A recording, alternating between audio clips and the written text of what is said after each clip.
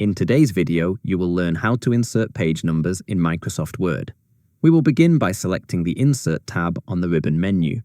Within this tab, locate the header and footer group and click on the Page Number button. A drop-down menu appears showing several placement options for your page numbers. You can place them at the top of the page, the bottom of the page, within the page margins, or at the current cursor position. At the bottom of this menu, there are also options that allow you to format page numbers in more detail or remove them entirely from the document. When you hover over any of the main placement options, Word previews multiple layout styles. These previews make it easy to choose a format that fits your document layout before applying it.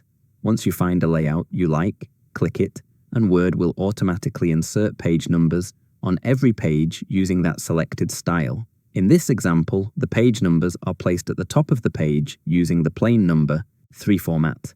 This option keeps the design clean and positions the page number neatly on the top right side of each page. When page numbers are added to the top or bottom of the page, Word automatically opens the header or footer area. While this area is active, you can add or adjust content around the page numbers if needed. When you are finished, click the Close Header and Footer button on the ribbon to return to the main document view. In some cases, you may not want a page number to appear on the first page. This is common when the first page is a title page or cover page. To remove numbering from the first page, go back to the Insert tab, locate the header and footer group, and select Header. From the bottom of the menu, choose Edit Header. This opens the Header and Footer tab, where you can enable the option labeled Different First Page. Once this option is selected, the first page no longer displays a page number.